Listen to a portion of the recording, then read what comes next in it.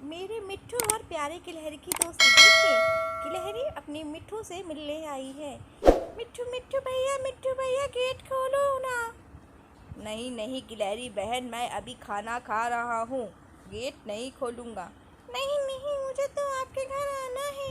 मिट्ठू भैया गेट खोलो ना मिट्ठू भैया। नहीं नहीं, मुझे खाना खाने दो, मुझे गुस्सा आ रहा है, तुम जाओ यहाँ से।